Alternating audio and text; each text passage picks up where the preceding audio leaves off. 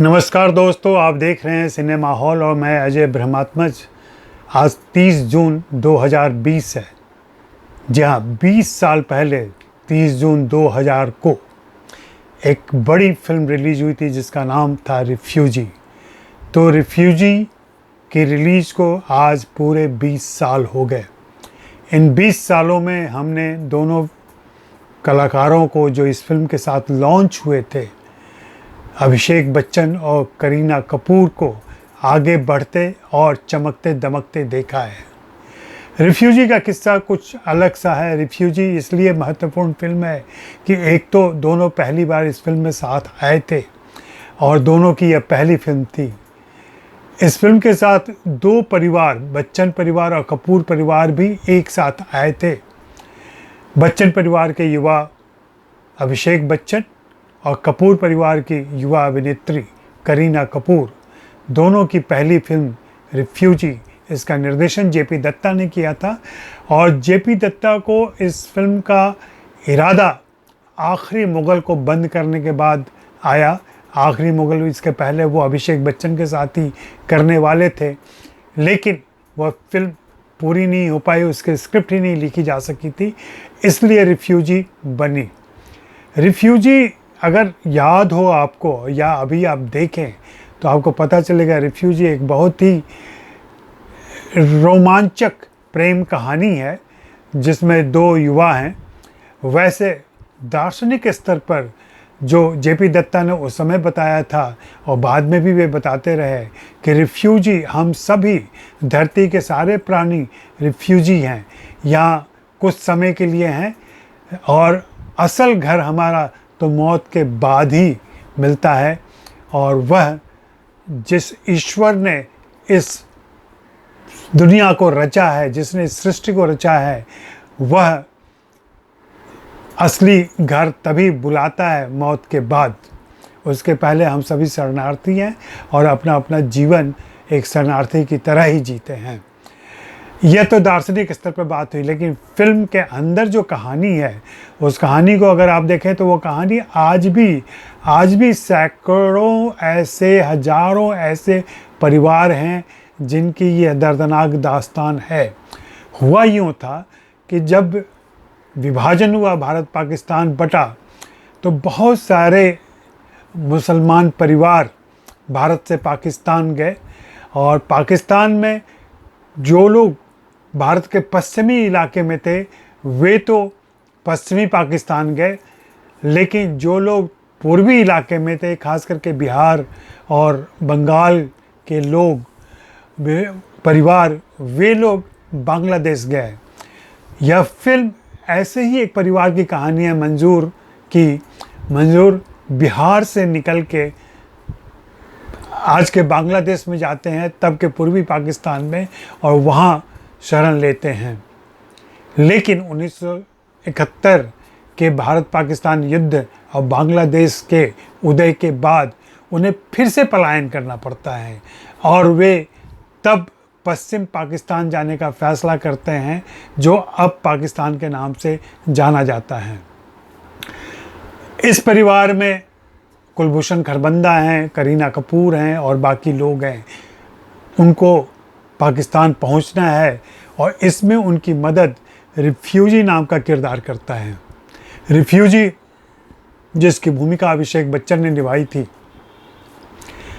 Refugee खुद को refugee कहता है और उसका काम केवल तस्करी करना है, चाहे वो मानव तस्करी हो, चाहे हथियारों की तस्करी हो या किसी और सामान की। लेकिन नाज़नीन को, मंजूर की बेटी नाज़नीन को बॉर्डर पार करवाते करवाते जो दोनों के बीच का वक्त गुजरता है, समय गुजरता है, उसमें इन दोनों का प्यार हो जाता है। और यही इस कहानी का पेच है जहाँ से यह कहानी आगे बढ़ती है। वैसे तो बहुत सारे किस्से हैं रिफ्यूजी को लेकर, जैसे कि रिफ्यूजी से पहले करीना कपूर कहो ना प्यार है कर रही थी राकेश रोशन की फिल्म ऋतिक रोशन के साथ, लेकिन उन्हें लगा कि इस फिल्म में राकेश रोशन जी अपने बेटे को ज़्यादा महत्व देंगे, इसलिए उन्होंने वो फिल्म छोड़ दी। और उनकी इच्छा थी कि मेरी फिल्म अभिषेक बच्चन के साथ शुरू हो। अभिषेक बच्चन उन्हें बहन की तरह मानते हैं और तब करिश्मा कपूर के साथ उनकी नज़दीकी थी। ऐसा कहते हैं कि दोनों में प्रेम था और दोनों शादी करने वाले थे। उस समय यह बहुत तेज़ी से बात फैली हुई थी। अगर आप म्यूज़िक लॉन्च के वीडियो देखें तो कुछ एक फुटेज आपको मिल सकते हैं जहां दोनों जब एक दूसरे के करीब आते हैं तो उनकी आंखों में जो प्यार झलकता है वो देखा जा सकता है। खैर, यह बीती बात हो गई, अब इसका कोई मतलब नहीं है, क्योंकि प्रेम में कई बार प्रेमी बिछड़ जाते हैं अलग अलग कारणों से, उनकी नई ज़िंदगी शुरू हो जाती है। रिफ्यूजी वास्तव में जेपी दत्ता की खोज और सोच है। जेपी दत्ता ने इसके पहले बॉर्डर फिल्म बनाई थी। बॉर्डर भारत पाकिस्तान की कहानी थी। इस बार उन्होंने रिफ्यूजी फिर से भारत पाकिस्तान की कहानी चुनी, लेकिन यहाँ सरहद पर ही वे सवाल उठाते हैं। और जैसा कि इस फिल्म के गाने वाने भी आपने सुने होंगे कि पंछी नदियाँ पवन के झोंके, कोई सरहद न इन्हें रोके। तो यह सरहद जिसने लोगों के बीच दीवार खड़ी कर रखी है और दो देशों को बना रखा है, उसकी जो फिजूल का अस्तित्व है उस पर ये बात उठती है। और प्रेम कैसे इस सरहद के परे जाता है, सरहद के पार जाता है, इसको बहुत खूबसूरती के साथ फिल्म में रखा गया है। फिल्म के शूट करते समय बहुत सारी दिक्कतें थी। एक तो जब जेपी दत्ता ने इसका लोकेशन चुना, जो रन का इलाका है, जो कच्छ के पास गुजरात में, वहाँ जाना इतना मुश्किल था कि ये लोग भुज में रहते थे और भुज से रन जाना पड़ता था। रन जो वाइट डेजर्ट के नाम से जाना जाता है, सफ़ेद रेगिस्तान, स्नो की तरह, एकदम बर्फ़ की तरह फैला हुआ। वहाँ जाने के लिए भुज से रोज़ाना 80 से 100 किलोमीटर का सफ़र तय करना पड़ता था और रोज़ाना उतना जाना, रोज़ाना उतना आना। लेकिन उनके सारे कलाकारों और तकनीशियनों ने ये तकलीफ़ उठाई, इसलिए कि एक बहुत बड़ी फिल्म के साथ वे जुड़े हुए थे और उस फिल्म को वे पूरा करना चाहते थे। रिफ्यूजी बनकर आई, 30 जून को रिलीज़ हुई और 30 जून को रिलीज़ होने के बाद से इस फिल्म ने 2 नए स्टार, उस समय सुनील शेट्टी ने, मुझे याद है म्यूज़िक लॉन्च के दिन सुनील शेट्टी ने मंच से बोला था कि स्टार्स आर बॉर्न, सितारों ने जन्म ले लिया है। और सचमुच हम देखते हैं कि पिछले 20 सालों में, जी हाँ, ये बहुत ही खुशी की बात है कि अभिषेक बच्चन और करीना कपूर दोनों ही लगातार फिल्मों में काम कर रहे हैं, 20 सालों के बाद काम कर रहे हैं। और यह अपने आप में बहुत बड़ी उपलब्धि है, यह दोनों की सफलता है। हालांकि अभिषेक बच्चन को लेकर बहुत सारे सवाल किए जाते हैं, उन पर प्रश्न लगाए जाते हैं और ये माना जाता है कि उनकी क्षमता और योग्यता इस काबिल नहीं है जो उन्हें दिया गया या मिला है। लेकिन अगर आप थोड़ा सा अमिताभ बच्चन से अलग हो करके अभिषेक बच्चन को देखें तो आप रियलाइज़ करेंगे कि ऐसे योग्य अभिनेता कम हैं हिंदी फिल्मों में। हालांकि उनको अपनी प्रतिभा दिखाने के मौके बहुत कम मिले हैं, जो पहली बार युवा में दिखाता। रिफ्यूजी में तो है ही, रिफ्यूजी से ये बात शुरू हुई थी। जब पूछा गया था कि जेपी दत्ता से कि क्या आपने इन दोनों की ट्रेनिंग की भी बात सोची कभी, उस समय जेपी दत्ता ने जो बात कही थी वो बहुत ही गौरतलब है। उन्होंने कहा था कि दोनों जिन परिवारों से आते हैं उनके यहाँ उनकी रगों में एक्टिंग है, उन्हें ज़रूरत नहीं है कि अलग से ट्रेनिंग दी जाए। और उस समय का एक बहुत अच्छा किस्सा है, लाजवाब किस्सा है, रोचक। अभिषेक बच्चन का पहला शॉट जब होना था तो उस समय ये बात फैल गई थी और उन्हें देखने के लिए लगभग 5 से 7 हज़ार लोग वहाँ पहुँच गए थे। 5 से 7 हज़ार लोग, इसलिए कि अमिताभ बच्चन का बेटा ज़िंदगी का पहला शॉट दे रहा है।